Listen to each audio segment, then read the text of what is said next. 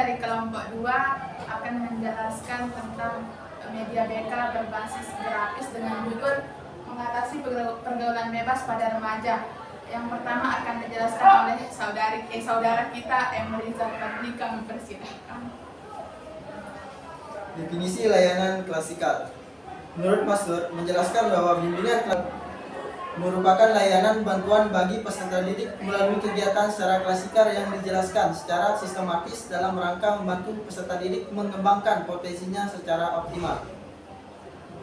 Layanan informasi atau bimbingan dapat diberikan di dalam dan di luar sekolah. Layanan bimbingan klasikal di dalam sekolah dapat dilakukan dengan metode ceramah, diskusi, karya wisata, buku panduan, dan konferensi karir.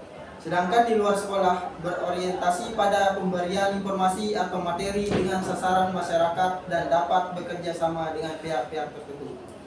Layanan bimbingan klasikal dengan teknik permainan edukatif adalah salah satu layanan dasar dalam bimbingan dan konseling komprehensif berupa proses pemberian bantuan kepada seluruh siswa melalui kegiatan penyiapan pengalaman.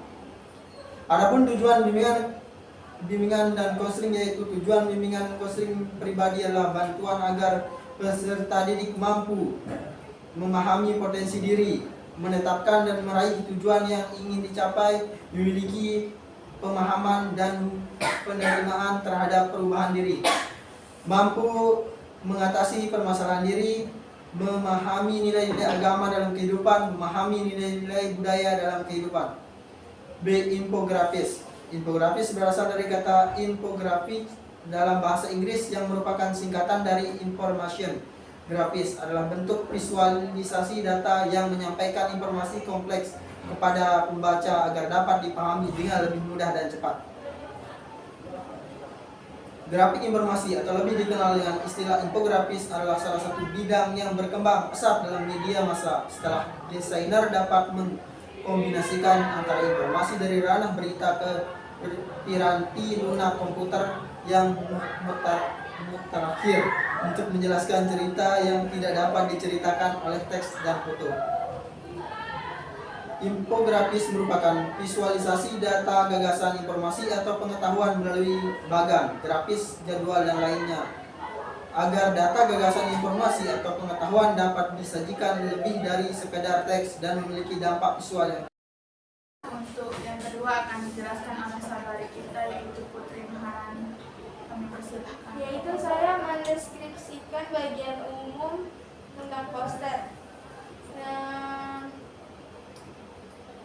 Perkembangan teknologi juga dapat berkaitan dengan pergaulan bebas pada remaja. Remaja memiliki kemungkinan untuk terkoneksi dengan siapa saja yang tidak menutup kemungkinan akan mempengaruhinya pada lingkungan maupun kebiasaan buruk. Hal ini karena remaja adalah fase di mana seseorang mengalami peralihan dari satu tahap ke tahap berikutnya dan mengalami perubahan baik emosi, tubuh, minat, pola perilaku, dan juga penuh dengan masalah-masalah. Di masa ini remaja ingin tahu dan dalam masa pencarian jati diri yang belum stabil. Kehadiran orang tua yang memberikan ruang bagi mereka sangat diperlukan, bukan hanya orang tua yang menghukum dan menegur sepanjang waktu. Semakin remaja merasa orang tua tak mendengarkan mereka, semakin mereka berusaha menjauhinya. Dan jika remaja terlibat pergaulan bebas, susah bagi orang tua yang tidak dekat dengan anak mereka untuk mengatasinya. Tujuan umum, peserta didik dapat mengatasi pergaulan bebas. Tujuan khususnya, peserta didik dapat mempelajari pengertian pergaulan bebas, mengetahui dampak-dampak pergaulan bebas. Peserta didik dapat mengatasi pergaulan bebas pada remaja. Poin penting dalam poster kami, cara mengatasi pergaulan bebas pada remaja. Yang pertama, menjaga keseimbangan pola hidup, jujur pada diri sendiri. Perlunya remaja berpikir untuk masa depan, bimbingan orang tua dan instansi pendidikan. Terima kasih kami ucapkan. Kami akan menjelaskan dan memperlihatkan poster kami dengan judul mengatasi pergaulan bebas pada remaja. Adapun pergaulan bebas identik dengan remaja, sebab masa remaja adalah masa yang belum memiliki kesadaran utuh untuk memilih mana yang baik dan mana yang benar. Maksudnya itu pergaulan bebas itu lebih terjadi kepada remaja karena remaja itu belum bisa memilih karena masih labil. Adalah pembagian dewasanya kayak dewasa awal, dewasa pertengahan, dan dewasa akhir. Adapun yang sudah dikatakan stabil itu kira-kira pada dewasa akhir atau dewasa pertengahan. Tapi umur juga belum tentu, walaupun umurnya udah besar tapi belum tentu dia bisa dia udah berpikir dewasa, karena kedewasaan itu terletak pada pemikirannya, cara bersikapnya. Terus pergaulan bebas bisa menjerumuskan remaja pada konsumsi narkoba, alkohol, maupun melakukan seks bebas. Nah, pergaulan bebas itu bisa menjerumuskan remaja pada misalnya dia kecanduan alkohol, terus melakukan seks bebas. Makanya kita sebagai orang tua atau sebagai mahasiswa harus bisa menjauhilah pergaulan bebas itu. Kalau bisa tidak menjauhi, mengurangilah sedikit. Sekian dari saya. Yang kedua akan dilanjutkan oleh rekan saya yaitu Baik Astina Ispiani. Di sini saya akan menjelaskan tentang faktor pergaulan bebas. Yang pertama itu adanya taraf pendidikan keluarga, seperti keluarga yang mengizinkan sang anak berpacaran tanpa ada pengawasan yang menyebabkan anak terjerumus ke dalam pergaulan bebas. Yang kedua itu orang tua yang kurang memperhatikan pergaulan anak. Orang tua yang sibuk dengan pekerjaannya sehingga tidak bisa diperhatikan dengan maksimal. Terus yang ketiga itu kurang berhati-hati dalam berteman. Contohnya teman menuntut kita ke arah yang negatif. Yang seperti contohnya terjadi karena berteman dengan orang yang tidak baik. Yang kedua itu keadaan ekonomi keluarga. Contohnya anak yang putus sekolah karena ekonomi keluarga yang rendah membuat perilaku sang anak menjadi tambah parah. Sekian. Baiklah, tentang dampak-dampak pergaulan bebas ini akan dijelaskan oleh rekan saya yaitu Umi Aminah Mahmud. Selanjutnya saya akan menjelaskan tentang dampak dari pergaulan bebas. Yang pertama, seks bebas. Seks bebas adalah aktivitas berhubungan seksual tanpa adanya ikatan pernikahan yang menyebabkan adanya potensi untuk kehamilan di luar nikah. Hal ini tentu akan memalukan diri sendiri, orang tua, serta orang sekitar kita. Terlebih hal ini dapat mencoreng identitas Indonesia sebagai negara yang kental dengan adat ketimuran serta memegang teguh ajaran agama. Yang kedua, ketergantungan obat-obatan terlarang. Ketergantungan obat-obatan terlarang salah satu ciri dari pergaulan bebas yakni penyalahgunaan obat-obatan terlarang. Tindakan ini dapat memicu terjadinya ketergantungan yang akan memberikan dampak buruk bagi kesehatan. Ketergantungan obat-obatan terlarang juga bisa menyebabkan overdosis yang berujung pada kematian. Obat-obatan terlarang juga bisa menyebabkan berbagai penyakit berbahaya seperti kanker, kerusakan hati, dan gagal ginjal yang dapat terjadi karena konsumsi narkoba.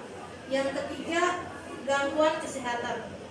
Akibat dari pergaulan bebas diantaranya yaitu mengkonsumsi obat-obatan, merokok, minum minuman keras, dan berbagai hal lainnya bisa menyebabkan masalah kesehatan. Ada gangguan kesehatan yang mengintai bagi para remaja yang kecanduan mengkonsumsi narkoba dan miras. Yang keempat, kriminalitas. Dampak pergaulan dari bebas yang berikutnya itu terjadinya tindakan kriminalitas. Adanya kesenjangan sosial dapat memicu munculnya tindakan kriminalitas di usia remaja. Contoh dari tindakan kriminal yang kerap kali dilakukan ialah mencuri uang, pelecehan seksual, pemerkosaan, dan juga balak-liar. Yang kelima, hubungan tidak baik dengan keluarga. Seorang anak akan dengan mudah terjatuh ke dalam lingkungan pergaulan bebas dapat terjadi karena kedua orang tuanya kerap kali bertengkar sehingga kondisi keluarga menjadi tidak harmonis. Jika hal tersebut yang terjadi, sikap anak pada kedua orang tuanya bisa berubah seperti mudah emosi serta menjadi tidak hormat. Yang keenam, penyalahgunaan internet. Dan yang ketujuh, prestasi menurun. Pergaulan bebas dapat mengganggu waktu belajar yang pada akhirnya dapat membuat prestasi anak menjadi turun. Anak yang telah terjerumus pada pergaulan bebas umumnya akan lebih memilih untuk menghabiskan waktu dengan membolos sekolah seperti di warnet atau nongkrong bersama dengan orang-orang yang lebih dewasa untuk melakukan hal-hal yang tidak semestinya dilakukan. Baiklah, untuk cara mencegah pergaulan bebas itu sendiri akan dijelaskan oleh saya sendiri. Yang pertama ialah menjaga keseimbangan pola hidup. Contohnya kita sebagai remaja harus bisa mengatur waktu, mengelola emosi dengan cara mungkin waktu itu bisalah kita manfaatkan untuk hal-hal yang positif. Tidak terlalu memainkan HP kan juga termasuk negatif karena di sana banyak yang negatif, jarang ada yang positif. Terus yang kedua, jujur pada diri sendiri. Jujur pada diri sendiri ini yaitu menyadari pada dasarnya tiap-tiap individu yang terbaik untuk diri masing-masing sehingga pergaulan bebas tersebut dapat dihindari. Jadi dengan ini remaja tidak menganiaya emosi dan diri mereka sendiri. Jadi jujur pada diri sendiri ini artinya kita harus bisa jujur pada diri kita sendiri. Kalau kita emang udah membuat kesalahannya, kita harus jujur, kita harus memperbaiki diri kita sendiri dan mencintai diri sendiri dulu baru mencintai orang lain. Terus yang ketiga, memperkuat nilai agama. Menurut saya sih kalau memperkuat nilai agama ini bisa dengan cara kita lebih banyak mengaji Al-Quran, kitab, sama belajar keagamaan sama ustaz, sama tuan guru. Terus yang keempat, memberikan pendidikan seks. Nah, ini yang jarang ada di remaja. Mungkin kita sebagai guru BK besok kalau kita udah ke sekolah bisa kita memberikan pendidikan seks agar mereka bisa mikir sekali dua kali buat melakukan seks tersebut.